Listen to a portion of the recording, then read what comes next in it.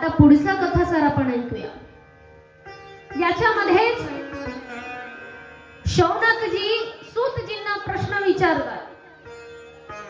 काय म्हणतात शौनकजी? महाभाग महाबाहो असणारे तुम्ही ज्ञानी सूतजी, एक कथा तर तुम्ही मला सांगितलीच, पण मला आणखी वैराग्य बाळगणारी, शिवकथेचं महात्म्य सांगणारी आणखी एक कथा श्रवण करून द्या, असं महात्म्य विचारतात. आणि असं महात्म्य विचारताच सूतजी त्यांना कथेचं श्रवण करण्यास सुरुवात करतात. आणि ही कथा कुणाची? वाशकल नावाचं एक नगर, त्या वाशकल नावाच्या गावामध्ये पुन्हा एक वेळेस एक ब्राह्मण पती पत्नी राहत होते. समुद्राच्या काठी असलेलं गाव, सर्व नास्तिकांचं गाव. आता नास्तिक म्हणजे काय? सनातन धर्मामध्ये नास्तिक त्याला म्हटलं जातं जो वेदांना मानत नाही, आणि आस्तिक म्हणजे तो जो वेदांना मानतो. इंग्रजीत आणि दुसऱ्या भाषेत आस्तिक आणि नास्तिकचे आणखी वेगळे अर्थ आहेत. आपण काय म्हणतो? माय हा देवाला मानत नाही म्हणून हा कोण आहे?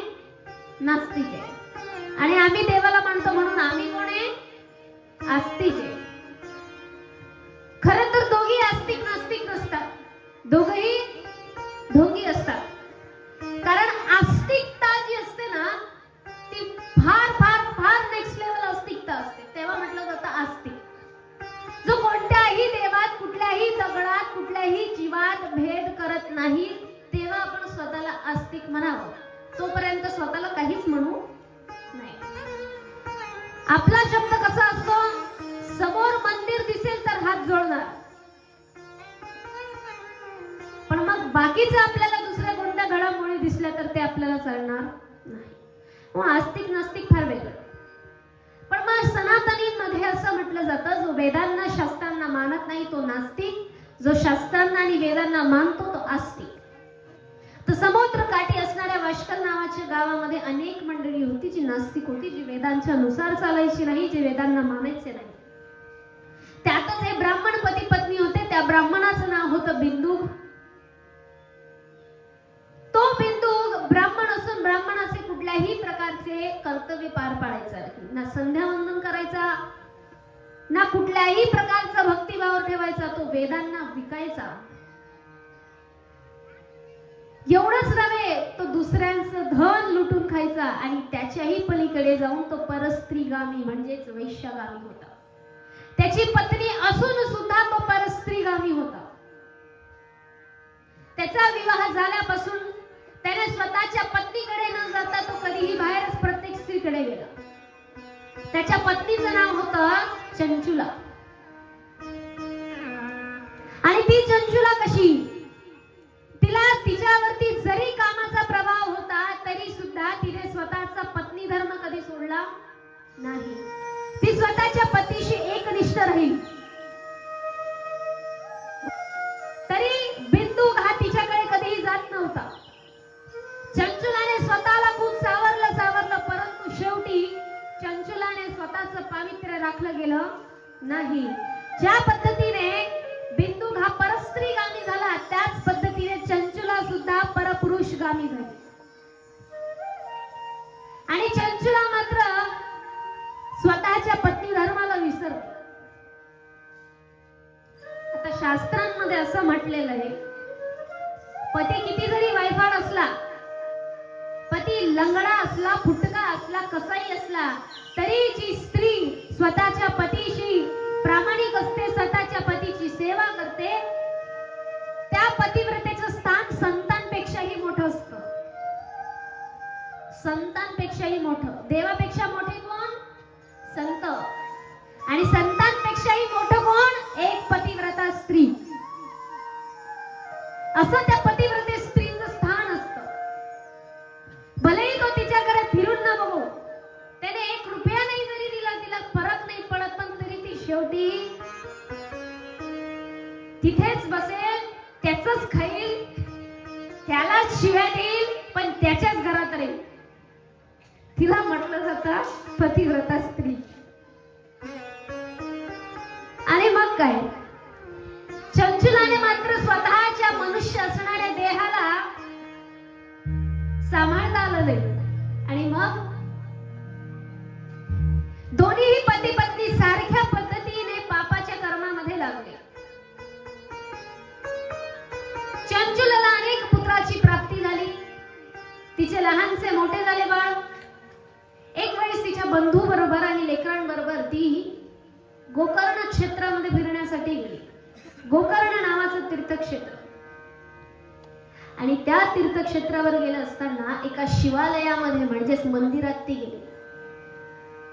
आणि मंदिरात गेल्यानंतर असंच सहज बसलेली असताना तिथे एक महात्मा शिवपुराण कथा सांगत होते. शिवपुराणच्या कथेमध्ये अध्याय निघाला गरुड पुराणाचा. काय वर्णन केलं आहे गरुड पुराणामध्ये? गरुड पुराणामध्ये प्रत्येक पापाची शिक्षा लिहिली आहे की हा व्यक्ती मेल्यानंतर नरकात गेल्यानंतर त्याला काय काय शिक्षा मिळेल. बाबा सांगायला लागले, जो पुरुष आणि जी स्त्री स्वतःच्या पती आणि पत्नीशी प्रामाणिक राहू शकत नाही आणि पती पत्नी असताना देखील हे बाहेर कुठेतरी परस्त्रीगामी आणि परपुरुषगामी होत असतील तर नरकामध्ये जाऊन यमाचे दूत त्यांच्या यौन स्थानावरती लोखंडाला गरम करून ओततात. असं गरुड पुराणामध्ये वर्णन केलेलं आहे. लोखंडाला गरम करून त्याचा जो परीघ असतो त्यांच्या यौन स्थानावरती शौच स्थानावरती ओततात. पती पत्नी असताना जे एक दुसऱ्याशी प्रामाणिक राहू शकत नाही त्यांच्यावरती. आणि हे चंचुलेच्या कानी पडलं. आणि कानी पडताच ती घाबरली.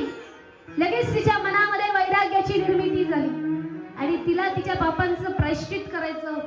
ती बाबांकडे गेली.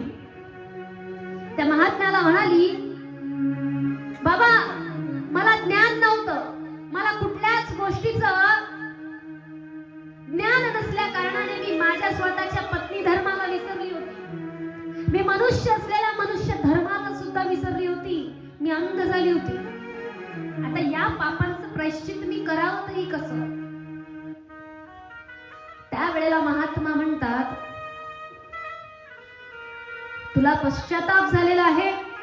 तू तुझ्या लेकरांना लहानचं मोठं केलेलं आहे आणि आता खरोखर मनापासून तुला मनुष्य धर्म बतवायचा आहे. म्हणून करावं तरी काय? तर बघ, या श्री शिव पुराणाचा पूर्णपणे श्रवण, चिंतन आणि मनन कर. 3 शब्द लक्षात घ्यायचे: श्रवण, चिंतन आणि मनन. याचं पुढे सविस्तर आपण ऐकू आजच. मग बाबा सांगताहेत श्रवण, चिंतन आणि मनन कर. ती बाबांना विनंती करते, आपण महात्मा आहात, आपण शिवपुराणाचे ज्ञाते आहात, मला तुम्ही ही कथा श्रवण करून द्यावी. बाबा म्हणाले, श्रवण तर मी करून देईल, पण चिंतन मनन करणं हे तुझं काम.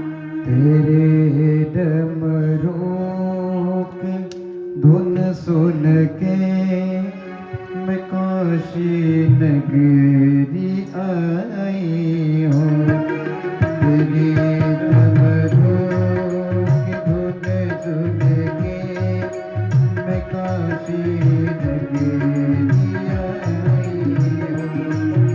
मेरे बोले वो बोले तेरे मंदिर में आई हूँ. तेरे बोले वो बोले तेरे मंदिर में आई हूँ. तेरी कब्रों की धुन सुन के मैं तेरे मंदिर आई हूँ.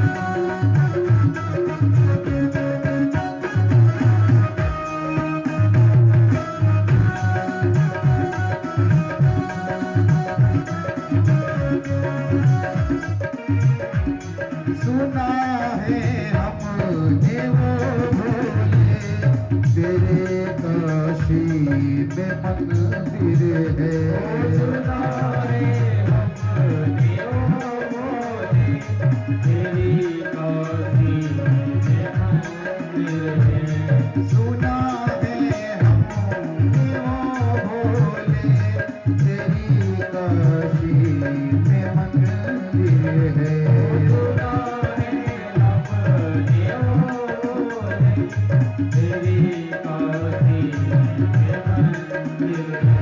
उसी मंदिर में पूजा हो ये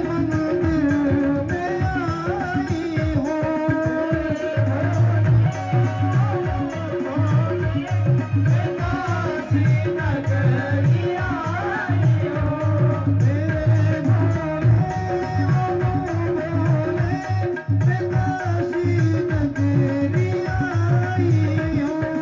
आई हो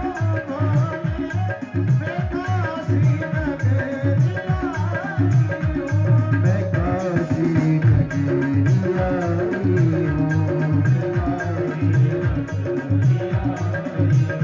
मैं तेरे मंदिर में आई बोले उमापति महादेव की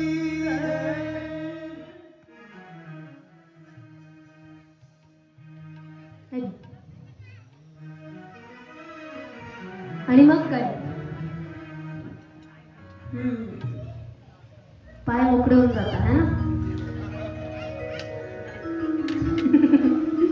व्हायलाच पाहिजे भगवंताच्या चरणी नाही नाचणार तर कुणाच्या चरणी नाचणार जन्माला आल्यापासून तर दुनिया नाचवतेच हे करा ते करा असं करा तसं करा आपल्या मनाने नाचतो का नाही नाचतो तर लग्नाची तीच चालू आहे तिच्यात नाचता ती गोष्ट वेगळी पण काहींना आनंद तिथे नाचण्यापेक्षा तिथे 4 लोक फिटून नसतात त्याच्यापेक्षा इथे नाचलेलं परवडतं आणि ईश्वराच्या भक्तीमध्ये तल्लीन होऊन कलेचा अध्यात्माचा आणि तुमच्या भक्तीचा संगम हा लवकरात लवकर ईश्वरापर्यंत पोहोचवतो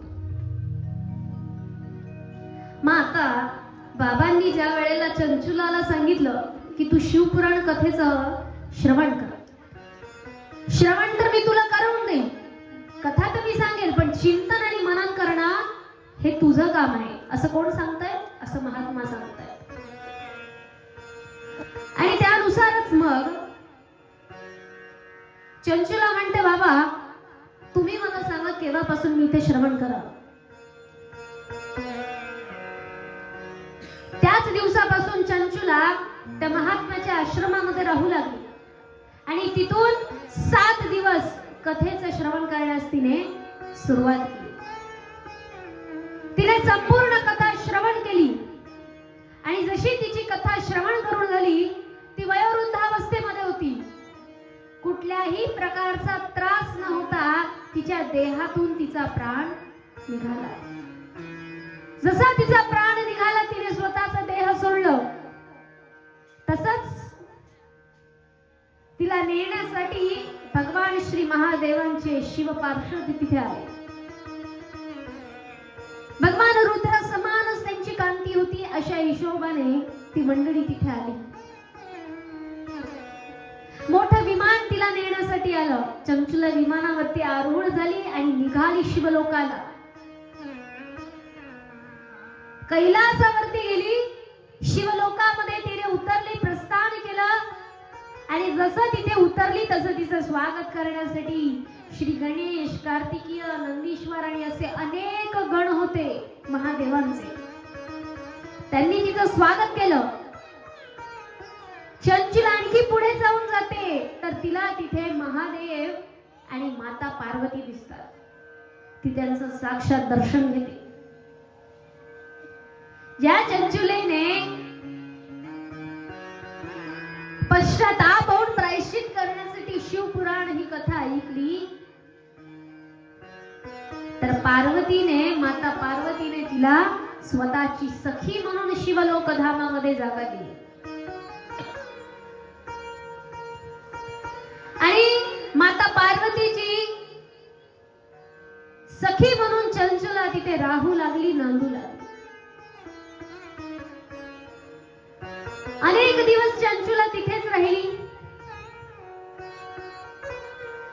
काही दिवसांनी तिच्या मनामध्ये प्रश्न निर्माण झाला, मी तर आता माझं जीवन आनंदमय जीवन जगते, मी मुक्त होऊन गेली आहे, कुठल्याच प्रकारचं दुःख राहिलं नाही आणि कुठल्याच प्रकारची सुखाचीही अपेक्षा नाही, कारण मी तल्लीन होऊन गेली आहे उमा आणि महेश्वर यांच्या सेवेमध्ये.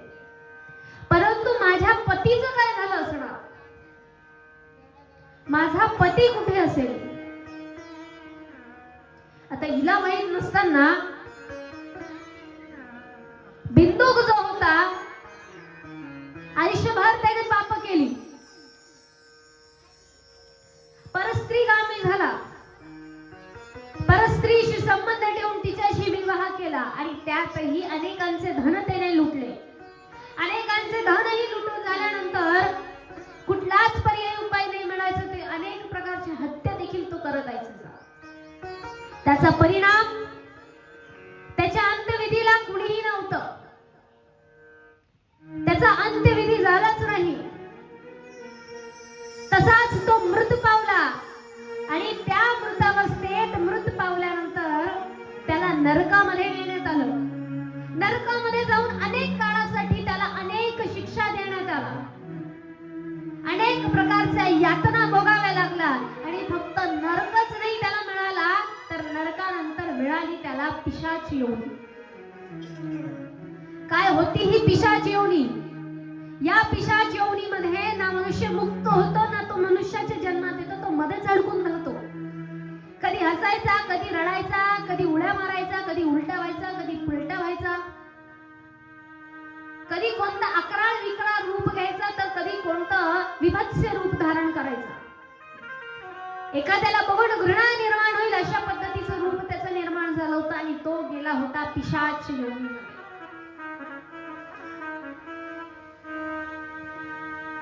आता आपण म्हणतो आम्ही भूत पिशाच यांना मनुष्य घाबरतात,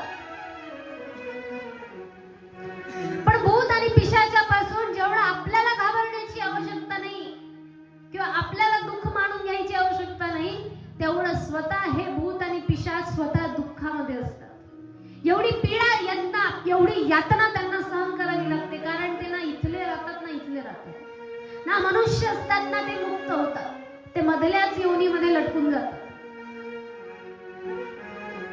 आणि पिशाच योनीमध्ये हा बिंदुक अडकलेला होता. रस्त्यातून येणाऱ्या जाणाऱ्यांना त्रास देत असायचा, अनेक प्रकारचे कार्य करत असायचा. एक दिवस चंचुला सहज दुखी मनाने माता पार्वतीकडे गेली आणि माता पार्वतीचे अनेक प्रकारे स्तुती करू लागली की हे माता, माझ्यासारख्या एका तुच्छ स्त्रीला तुम्ही तुमची सखी म्हणून इथे उपस्थित केलेला आहे. तुम्ही किती महान आहात. तुमचं स्वरूपच या सृष्टीची निर्मिती आहे. तुम्ही या सृष्टीला निर्माण करणारे जन्मदात्री आहात. तुमच्या शक्तीशिवाय ब्रह्मा चालत नाही, विष्णू चालत नाहीत, महादेव चालत नाहीत, अशी तुमची शक्ती एवढी अपरंपार आहे. आणि माता पार्वती प्रसन्न झाल्या स्तुतीने.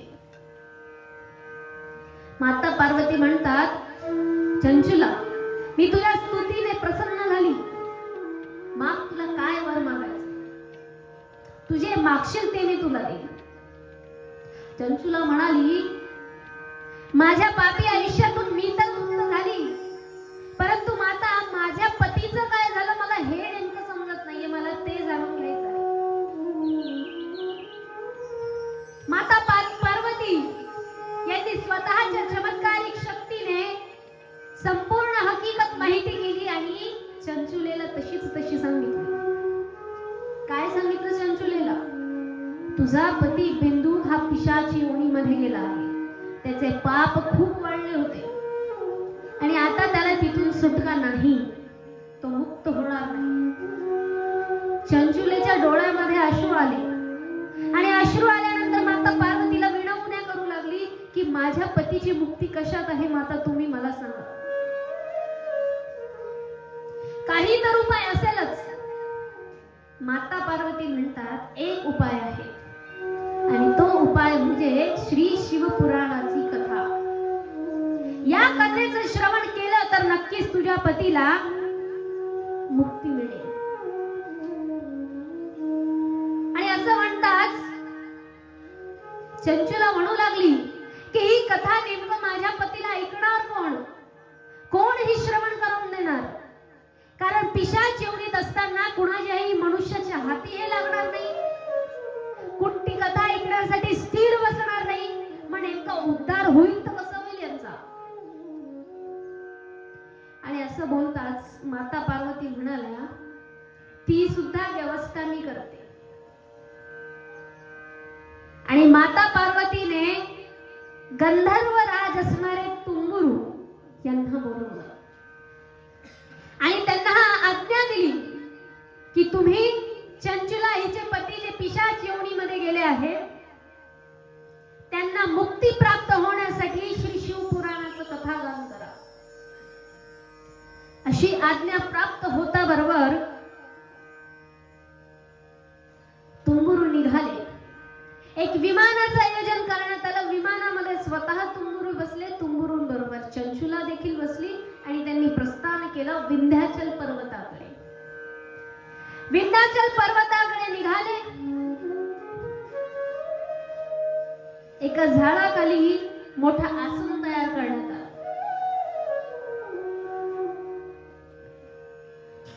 ज्या ठिकाणी तो पिशाच होता त्या ठिकाणी विंध्याचल पर्वत येथेच तुंबुरू गेले. स्वतःच्या पाशांद्वारे त्या पिशाच म्हणजे बिंदूला पकडण्यात आलं. जादुई पाशांच्या बंधनामध्ये त्याला बंद करून देण्यात आलं आणि त्याला तिथे बसवून तुंबुरू आता बसले वीणा घेऊन भगवान श्री महादेवांचं श्री शिवची शिवपुराण कथा ऐकवण्यासाठी. समस्त देवलोकामध्ये ही बातमी पसरली की माता पार्वतीच्या आज्ञेने श्री तुंबुरू हे एका जीवाचा उद्धार करण्यासाठी शिवपुराण याचं महात्म्य सांगण्यासाठी जात आहे. आणि देवलोकांमध्ये ही बातमी पसरता बरोबर सर्व देव मंडळी ऋषीगण असतील जितकेही लोक ज्यांना त्या महात्म्याचं महत्व माहिती आहे ती सर्व मंडळी तिथे निघाली, कथा श्रवण करण्यासाठी उपस्थित झाली. आणि श्री तुंबुरू यांनी कथा सांगण्यास सुरुवात केली. ते कथा सांगू लागले आणि कथा सांगत असताना त्यांनी प्रत्येक संहितेचं वर्णन केलं. शिवपुराण ही अनेक संहितांनी निर्माण झालेली शिवपुराण आहे. विद्येश्वर संहितापासून तर धर्म संहितेपर्यंत तुंबुरूंनी पूर्ण कथा ऐकवली. आणि कथा ऐकल्यानंतर शिवपुराण संपल्यानंतर पिशाच योनीतल्या बिंदूकने स्वतःचा देह पिशाच योनीतला सोडला आणि दिव्यांग रूप धारण करून दिव्य स्वरूपामध्ये तो उपस्थित झाला. दिव्य स्वरूपामध्ये तो आता उपस्थित झाल्यानंतर अनेक विभूषणांनी आभूषणांनी तो सजलेला होता, नटलेला होता.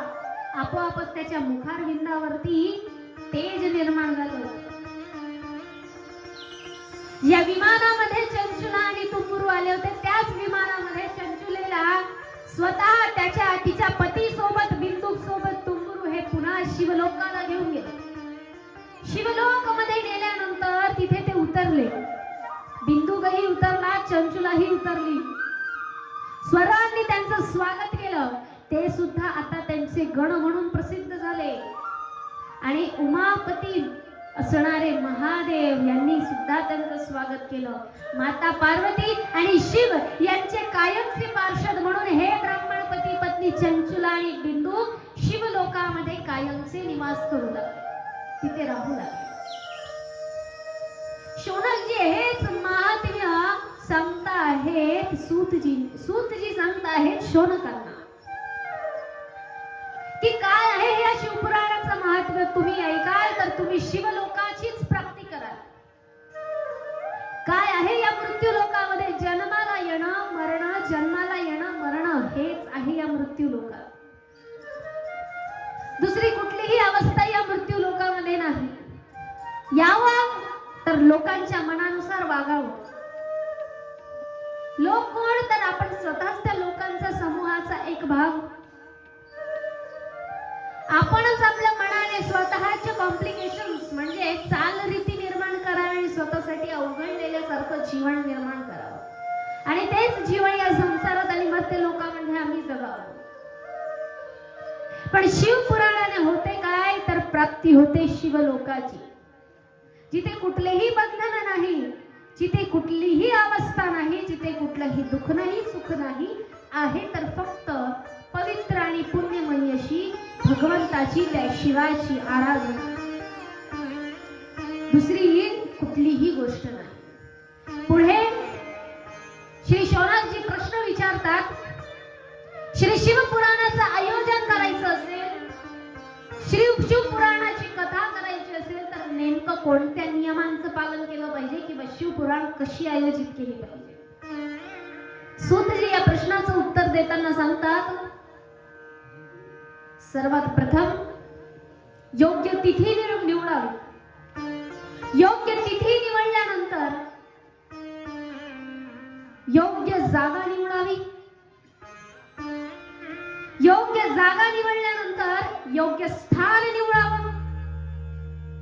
जिथे ते स्थान असेल त्या स्थानाचं पावित्र्य प्रत्येक व्यक्तीने पाळावं. कथेचा ठराव झाल्यानंतर सर्वात प्रथम कथाकाराला निमंत्रण द्यावं.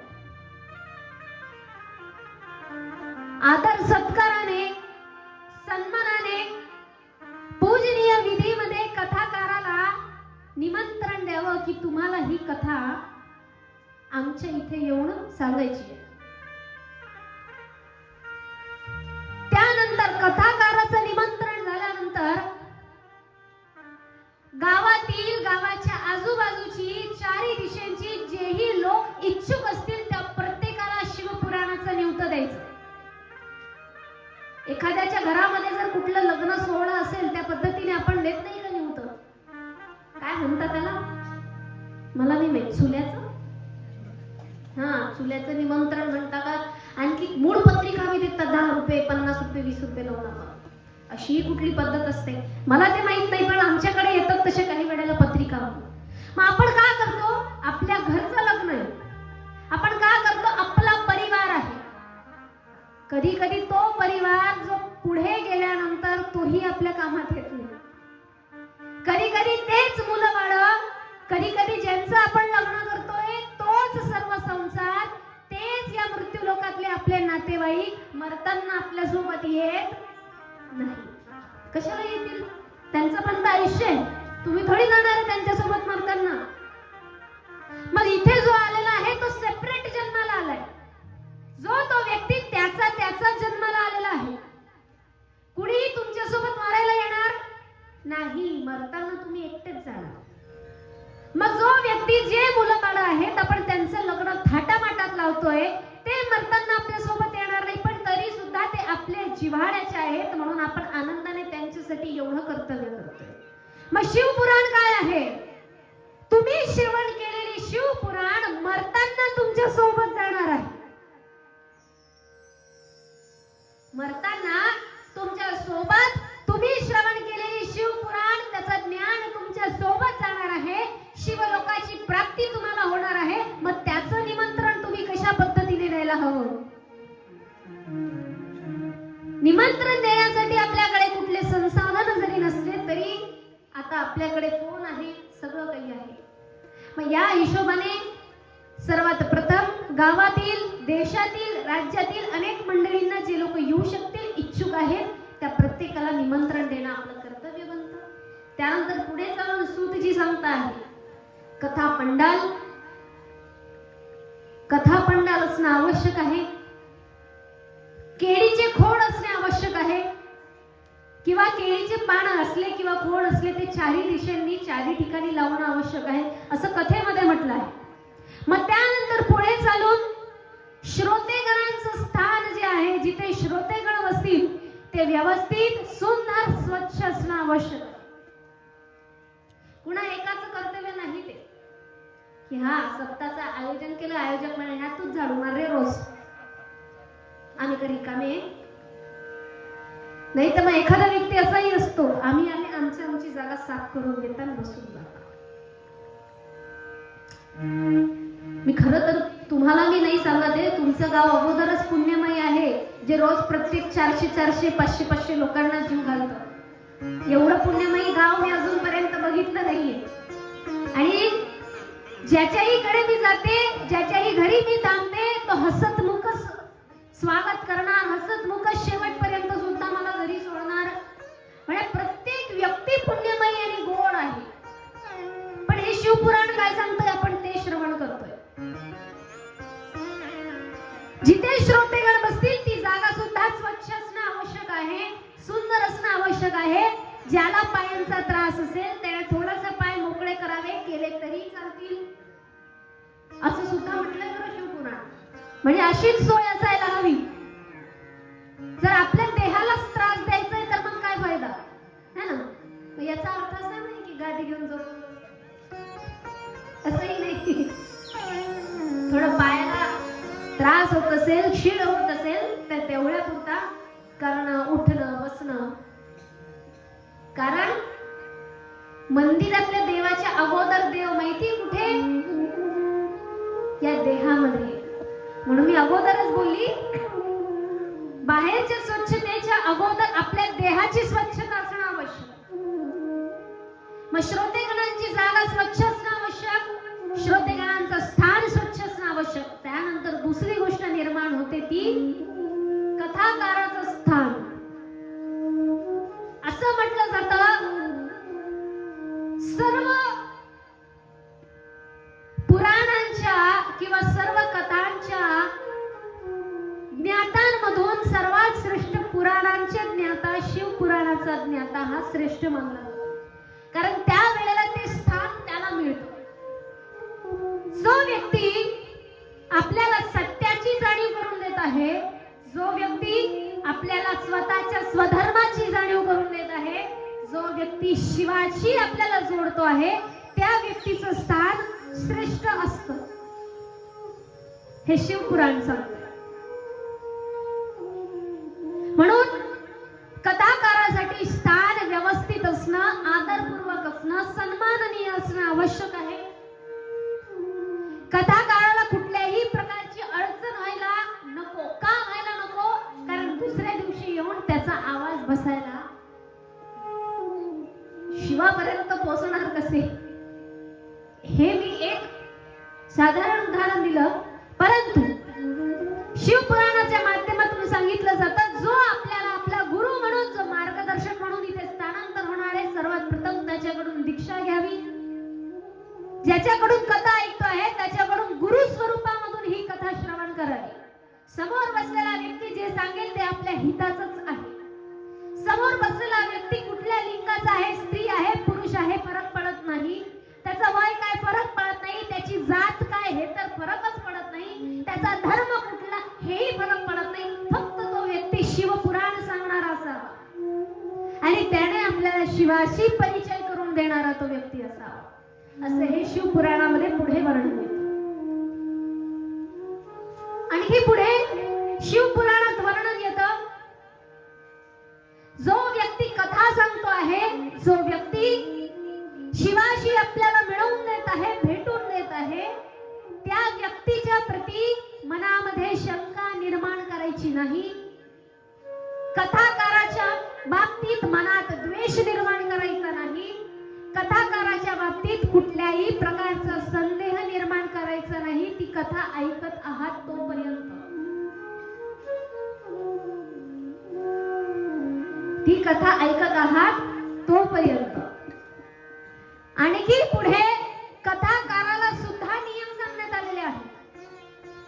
जो व्यक्ती कथा सांगतो आहे तो गुरुच्या स्थानी स्थित आहे, त्याच्या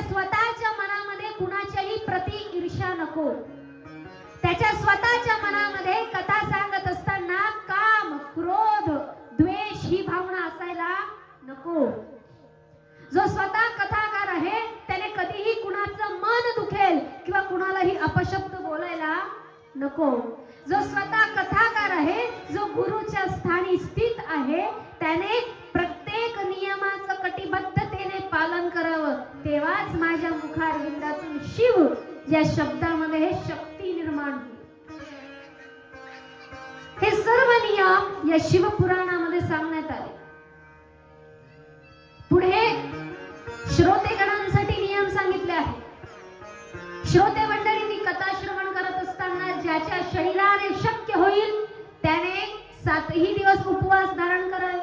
ज्याच्याने शक्य नाही, ज्याचं दणकट असलेलं काम आहे किंवा ज्याचं शरीर हे थोडंसं व्याधीने जगत आहे, त्याने उपवास नाही जरी धरला तरी सात्विक भोजन आहार घ्यावा. दिवसातून एक फळाचं तरी सेवन करावं. बाशी, जळलेलं, त्याचबरोबर जास्त शिजवलेलं अन्न सेवन करायचं नाही. मग मांसाहारचा तर संबंधच येत नाही.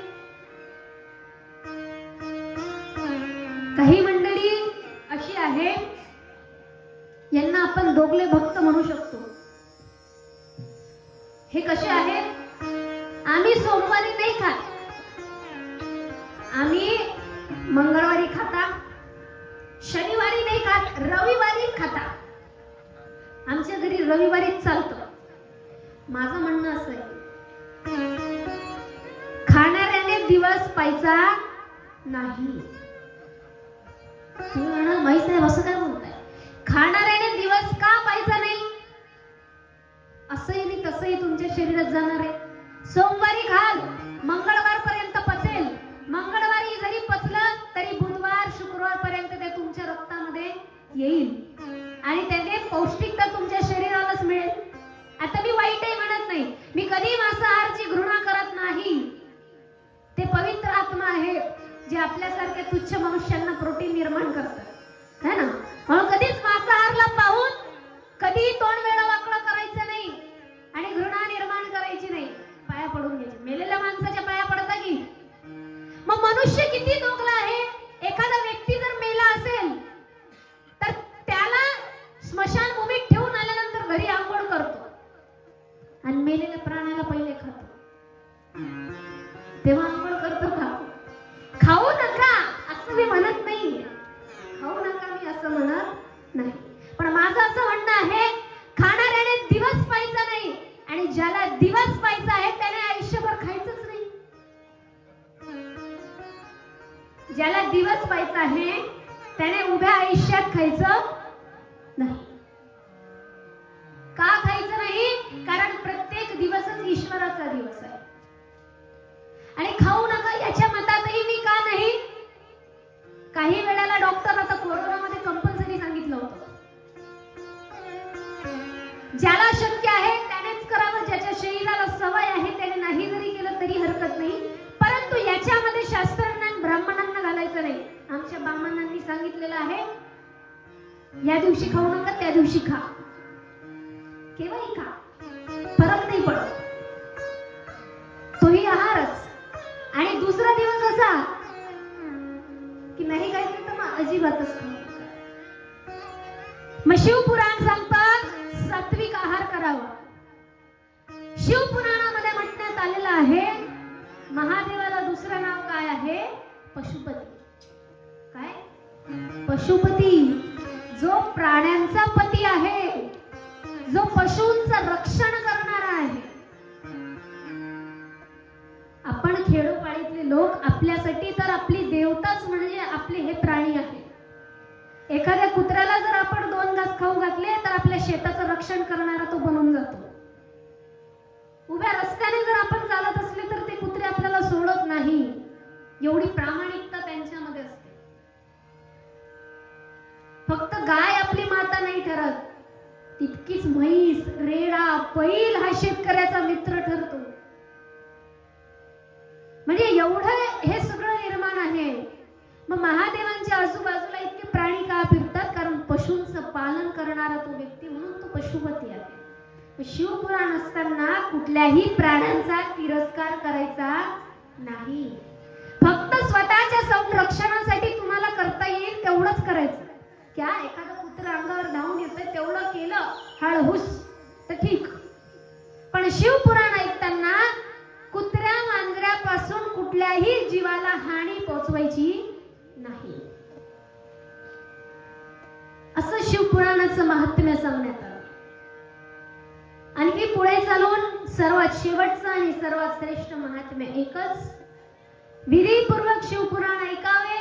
शिवपुराण ऐकत असताना द्वेष, निंदा, त्याचबरोबर क्रोध याला तडीपार करायचं, हे बाजूला ठेवायचं आणि या शिवपुराणाची कथा श्रवण करायची. आणि अशा पद्धतीने या शिवपुराणामध्ये सूतजी शौनक मुनींना शिव महात्म्य सांगतात, शिवपुराणाचं महात्म्य सांगतात आणि इथून पुढे शिवपुराणाच्या कथेला सुरुवात करतात. म्हणून प्रत्येकाने हात वर करून जयघोष करायचा आहे. नमः पार्वती पतये हर हर महादेव हर हर महादेव हर हर. महादेव. अशा या महादेवाच्या संगतीत आणि खऱ्या शिवपुराणाला आता आपण सुरुवात करणार आहोत. तत्पूर्वी आपण एक भजन घेऊ.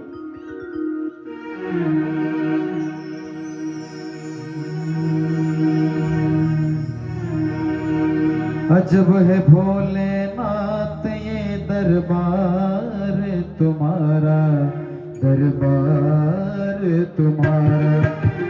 अजब है भोलेनाथ ये दरबार तुम्हारा, दरबार तुम्हारा.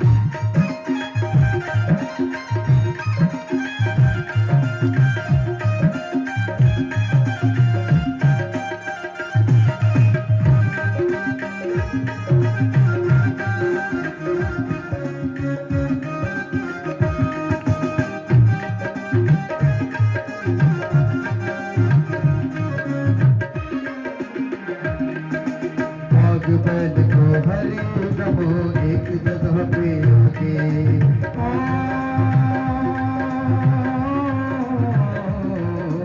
पग बैल को हरि नमो एक जगह पे आके कभी न एक दूजे को पूरी नजर से ताके कहीं और नहीं देखा हमने कहीं और नहीं देखा हमने ऐसा गजब नजारा अजब है भोलेनाथ ये दरबार तुम्हारा दरबार तुम्हारा अजब है भोलेनाथ ये दरबार तुम्हारा दरबार तुम्हारा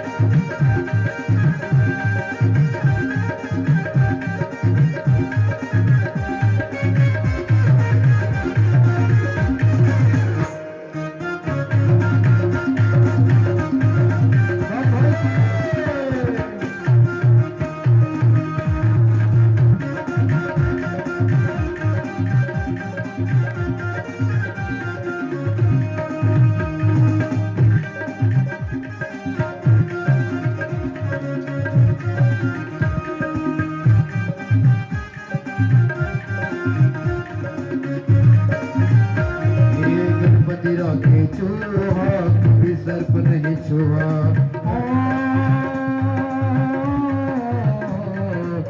टप टप बजाए ठंडी बैल से आए बोले है बगलो प्यारी देखो कैसे लिपटाए कहीं और नहीं देखा हमने कहीं और नहीं देखा हमने ऐसा अजब नजारा अजब है भोलेनाथ के दरबार तुम्हारा अजब है भोलेनाथ के दरबार तुम्हारा भूत प्रेत सब करे चाकरी भूत प्रेत सब करे चाकरी सबका यही गुजारा अजब है भोलेनाथ के दरबार तुम्हारा अजब है भोलेनाथ के दरबार तुम्हारा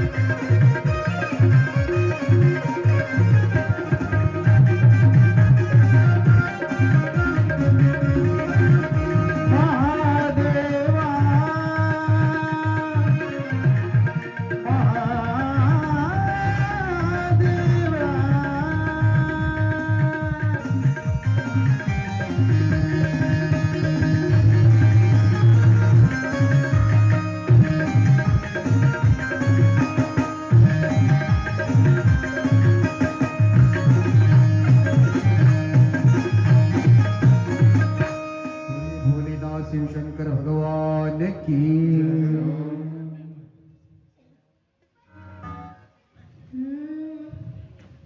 हर हर महादेव हर हर महादेव हर हर महादेव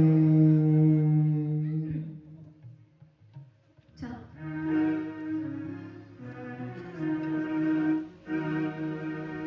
आतापर्यंत आपण ऐकलं श्री शिवपुराणाचं महात्म्य जे सूतजी सांगता आहेत शौनकजींना. आणि आता पुढे शिवपुराणाची सुरुवात होते आणि शिवपुराणाला सुरुवात होत असताना सर्वात पहिली संहिता म्हणजेच विद्येश्वर संहिता. कुठली? विद्येश्वर संहिता. आणि या विद्येश्वर संहितेच्या सुरुवातीच व्यास मुनी इथून लिहायला सुरुवात करतात. व्यास मुनी सांगतायत लिखाणाच्या स्वरूपातून आणि ही कथा सुद्धा दुसरं काहीच नव्हे पण प्रश्न आणि उत्तर, प्रश्न आणि उत्तर. व्यास मुनींनी सुरुवात केली सांगायला.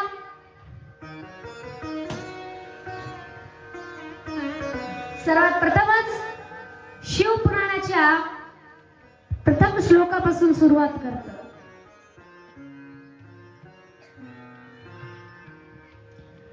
आद्यंत मंगलम जात समान भाव मार्यः तमीशं जरामरमात्मदेवम्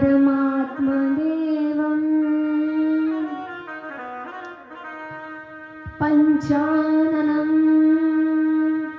प्रबल पंचविनोदशीलम् संभावये मनसि शंकरं केशवम्.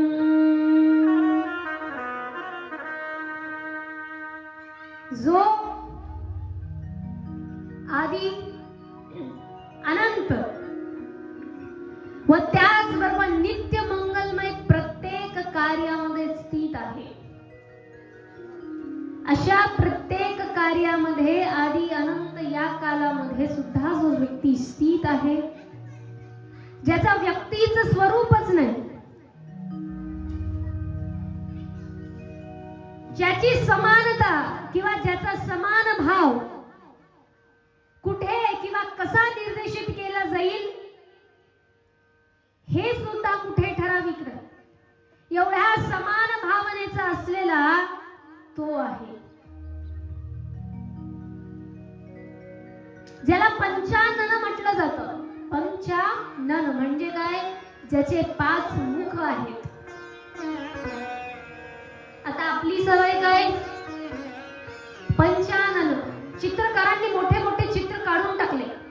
पंचानन म्हणजे याला असं असं मुख, तसं मुख, तसं मुख, तसं मुख. पण ह्याला पंचानन म्हणतच नाही. 5 मुख आहेत, 5 वेगवेगळ्या कर्तृत्वाचे, 5 वेगवेगळ्या कार्याचे, 5 तत्वांचे, जे आता पुढे आपण विद्येश्वर संहितेमध्ये श्रवण करणार आहोत. तो त्या 5 तत्वांच्या स्वरूपामध्ये असलेला पंचानन आहे आणि तोच आहे जो अजर अमरच्याही पलीकडचा आहे, ज्याला अजर अमर हा शब्दही नाही वापरू शकत, परंतु तो अंबिकेच्या सर्वात जवळचा आहे असा असलेला शंकर. असा या महादेवाला मी प्रथमतः वंदन करतो, असं श्री व्यासजी म्हणतात. आणि पुन्हा आता व्यासजी श्री शिव महापुराणाला सांगण्यास सुरुवात करतात. व्यास मुनी म्हणतात, गंगा आणि यमुनेचा जिथे संगम आहे, त्या संगम असणाऱ्या ठिकाणी प्रयाग आहे आणि त्याच प्रयाग मध्ये ब्रह्मलोकाचा आणि सत्यव्रताचा मार्ग आहे. अशा ठिकाणी ज्ञान यज्ञाचं आयोजन करण्यात आलं. कालच मी म्हणाली होती, ज्यांचं ध्यान असेल, आपण होम हवन यज्ञाच्या नादी लागतो, पण यज्ञ नेमका काय? अगोदरच्या काळामध्ये कुठल्या प्रकारचे यज्ञ व्हायचे? तर हा त्याचं उदाहरण आहे. महापुराणातलं, शिव महापुराणातलं सर्वात पहिलं यज्ञाचं आयोजन म्हणजे ज्ञान यज्ञ. ज्या ज्ञान यज्ञामध्ये अनेक ज्ञानी मंडळींना बोलवण्यात येतं, निमंत्रित करण्यात येतं आणि ते या जगामध्ये, या सृष्टीमध्ये कुठल्या प्रकारचं ज्ञान कसं संपादित करायचं आहे त्याचं मात्र तिथे चर्चा करतात, त्या ज्ञानाची चर्चा करतात. आणि त्या ज्ञान यज्ञाला सुरुवात करत असताना तिथे शौनक आले, अनेक ऋषी मंडळी आले, अनेक सूतजी आले. अशा स्वरूपातले अनेक ऋषी मंडळी असेल, अनेक ज्ञानी महात्मा असतील, ते सर्व तिथे उपस्थित झाले.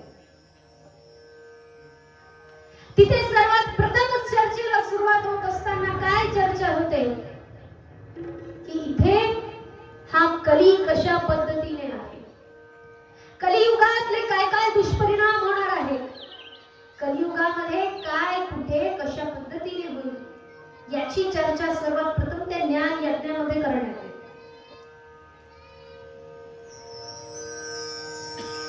आता हे शिवपुराण फार फार फार लाखो कोट्यावधी वर्षांच्या पूर्वी लिहिण्यात आले.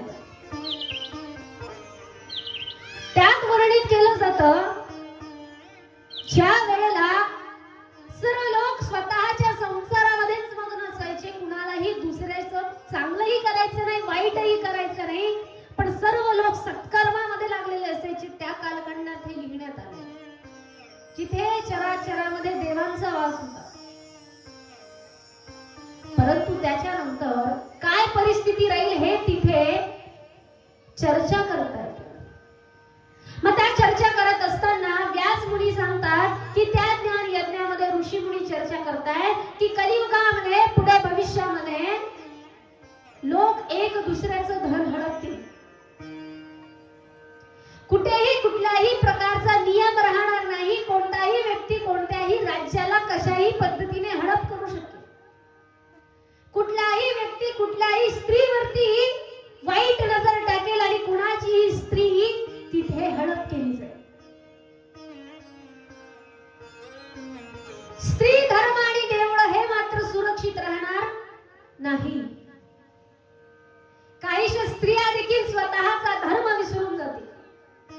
असं वर्णन हे ऋषी मुनी अशी चर्चा करतात. स्त्रियांची आध्यात्मिक वृत्ती होणार नाही. स्त्रिया दांभिकता आणि अंधश्रद्धेमध्येच लागून राहतील. ओ रामचंद्र कहे गए सिया से, रामचंद्र कहे गए सिया से, ऐसा कलयुग आएगा, हंस झुकेगा कौवा मोती खाएगा, हंस झुकेगा कौवा मोती खाएगा.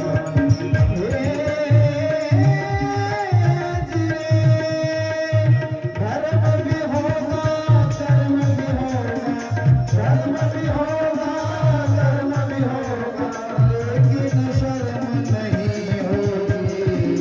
बात बात पर मात पिता को बेटा आंख दिखाएगा, बात बात पर मात पिता को बेटा आंख दिखाएगा.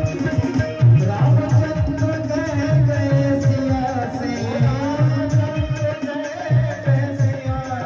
ऐसा कलयुग आएगा, हंस झुकेगा नाना दिनेगा, कौवा मोती खाएगा, हंस झुकेगा नाना दिनेगा, कौवा मोती.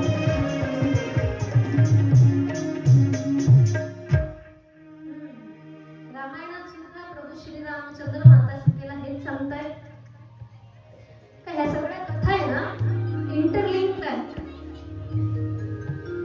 या कथेतून आपल्याला त्या कथेचा मर्म समजेल आणि त्या कथेतून आपल्याला या कथेचा मर्म समजेल, किंवा या कथेत जे घडलं आहे ते त्या कथेचं कारणीभूत आहे आणि जे त्या कथेत घडलं आहे ते ह्या कथेचं कारणीभूत आहे. अशा पद्धतीचे हे पुराण व्यास मुनींनी रचले आहे.